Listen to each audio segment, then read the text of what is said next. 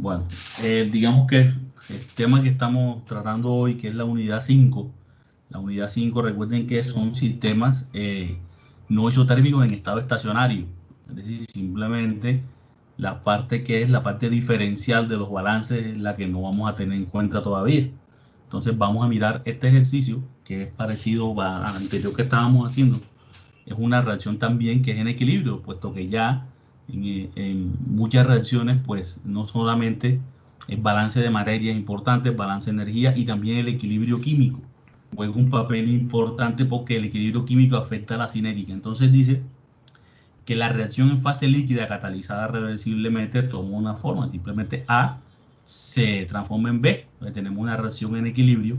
Dice, construye una gráfica de conversión al equilibrio en función a la temperatura.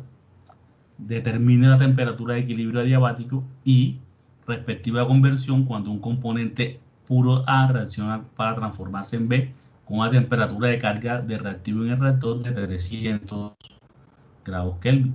Cuando dicen, por ejemplo, equilibrio adiabático, es decir, hombre, que el calor que se produce en esa reacción no va a dejar el reactor. Es decir, no hay ningún sistema como un intercambiador, como un serpentín que esté conectado al reactor y todo la energía que produce esa reacción química se va a quedar dentro del reactor y va a producir un aumento de temperatura. Es decir, se acumula la energía interna dentro del sistema y eso hace que tengamos un aumento de temperatura. Entonces, tenemos el modelo cinético, ¿verdad? Este modelo es un modelo cinético sencillo, pero que incorpora características de ¿qué? De la K cinética, también de la K de equilibrio y las concentraciones tanto de reactivos como de productos. Estos modelos cinéticos. Tenemos también como dato la entalpía de formación, la entalpía de formación de A y la entalpía de formación de B. Esta información no las dan para calcular el detalle de reacción. Recuerden que el detalle de reacción a temperatura estándar, mira que esto es a temperatura estándar de 25 grados, es la entalpía de los productos menos la entalpía de los reactivos. Entonces, estos son datos que se encuentran en tablas. Entonces, se llama por la ley de Hess, tú puedes hacer ese tipo de cálculo. Tenemos los C sub P, tanto de reactivos como de productos, y la constante de equilibrio diferente a la constante cinética a 298 Kelvin. Esa es la información que tenemos. Entonces, primero, digamos que va a hacer más o menos un detalle de los pasos. Primero, hombre, tú tomas, tienes tu cinética. Entonces, definimos ya la cinética que nos la da como dato el ejercicio. Y segundo, dice, hombre, en el momento, piensa, en el momento del equilibrio químico se cumple una condición física. ¿Cuál es la condición física? Pues la velocidad neta de reacción se hace cero. Es decir, ¿qué significa eso? Que por cada mol que transforma en B, de A se transforma en B, una de B se transforma en A. Entonces la velocidad de reacción se hace cero. Entonces tú dices, bueno, yo hago cumplir esa condición en la cinética y la igualo a cero, ¿verdad? Cuando 2, digamos K, por lo que está dentro del paréntesis es cero, K es diferente de cero, por ende, lo que es igual a cero es lo que está dentro del paréntesis. Es decir, tú lo que estás haciendo aquí es despejando la concentración de A en el momento del equilibrio químico es igual a la concentración de B en el equilibrio sobre la constante. Entonces, digamos que en el momento en que la velocidad se hace cero, las concentraciones están relacionadas de esta manera matemáticamente. Entonces, ahora pues hacemos el balance. El balance de materia simplemente la especie a la entrada, lo que reacciona, se sube a cero por X y lo que se forma, y a la salida y tenemos la concentración tanto de reactivo como de producto en función, ¿qué? Hombre, en función de la conversión. Entonces, en el momento del equilibrio, el balance de materia también se cumple. Es decir, tú puedes reemplazar el balance de materia en la ecuación de equilibrio. Entonces, C sub A. Entonces, pones el valor, ¿ves? Pones aquí el valor y también C sub B. Pero aquí ya la conversión es la conversión, se llama conversión al equilibrio. Recuerden del ejercicio anterior, la conversión al equilibrio es el máximo teórico de conversión que tú puedes alcanzar. Entonces, si tú despejas la conversión al equilibrio, te queda en función de la constante de equilibrio, que es función de la temperatura. Entonces, ya tenemos aquí una ecuación que nos da la conversión teórica en función a ¿qué? A la constante de equilibrio. Y esa constante de equilibrio, a su vez, es función de la temperatura. Entonces, tú tienes ahí una manera de obtener el valor de la conversión al equilibrio en función a la temperatura que está el reactor. El siguiente paso que es, hombre, el delta S sub P. Para este ejercicio, pues la capacidad calorífica pues son iguales y el delta S sub P es igual a 0. Eso no siempre es así, eso solamente para algunos ejercicios. Entonces, la constante de equilibrio tiene esta forma. Recuerden que la constante de equilibrio tenemos esta fórmula que nos permite calcular la constante de equilibrio a cualquier temperatura, siempre y cuando tengamos una constante de equilibrio, una temperatura y el delta H de reacción a temperatura estándar y la R de los gases.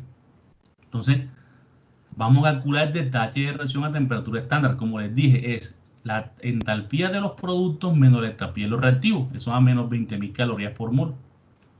La fórmula, entonces reemplazando, recuerda que tenemos el valor a una temperatura, ¿da? A 298 tenemos el valor de la constante de equilibrio, que es 100.000. Tenemos el delta H de reacción a temperatura estándar, que es 20.000 calorías por mol, y la R en calorías por julio, entonces la R en unidades de calorías. Entonces tenemos ya esta ecuación que nos da la constante de equilibrio en función a solamente la temperatura. Y esa fórmula que está ahí la podemos reemplazar ¿en qué? En la fórmula de la conversión. Mira. Y nos queda explícitamente, si tú miras ahí, reemplazamos, nos queda una ¿qué? Una ecuación que nos da la conversión al equilibrio solamente variando la temperatura, porque lo demás pues ya lo reemplazamos, solamente metiendo temperatura tenemos ahí. Entonces, esta expresión permite calcular la conversión al equilibrio en función a la temperatura, como ya les dije. Entonces, eso que ven ahí es la conversión, lo que es la conversión al equilibrio y deriva del balance de materia. Pero para que el reactor encuentre un punto de equilibrio, un punto de funcionamiento, debe estar en equilibrio tanto el balance de materia como el balance de energía. Ahora vamos a ver cuál es la conversión que puede alcanzar el reactor solamente con respecto al balance de energía. Entonces veamos, el balance de energía, primero vemos que es un reactor adiabático sin agitación. Entonces podemos asumir que Q y W son 0. Con esos dos factores 0, pues te queda que la conversión solamente derivada del balance de energía, te queda así la típica ecuación. Entonces recuerda que θ es F sub I sobre F sub A I. Entonces vamos a reemplazar todo esto para ver la ecuación que nos queda, es decir, la conversión que podríamos alcanzar solamente con respecto al balance de energía. Si nosotros reemplazamos, nos queda que la conversión en el balance de energía es 2.5 por 10 a la menos 3, que multiplica la temperatura menos 300. Todo esto viene de ¿qué? Pues de reemplazar. Recuerda que la temperatura de entrada, que es 300, es delta H de reacción, que ya lo tenemos también, y θ sub I por C sub Pi, que también simplemente es de los reactivos. Entonces todo esto se reemplaza en esta ecuación. Recuerda que simplemente que es θ sub I, ¿verdad? Que eso es solo 50 sobre 20.000. Entonces esto te queda, esta ecuación que ves ahí es una ecuación que te dice cuál es la conversión alcanzada solamente teniendo en cuenta el balance de energía. Entonces, como dice aquí, esta expresión define la conversión de reacción solo tomando en cuenta el balance de energía.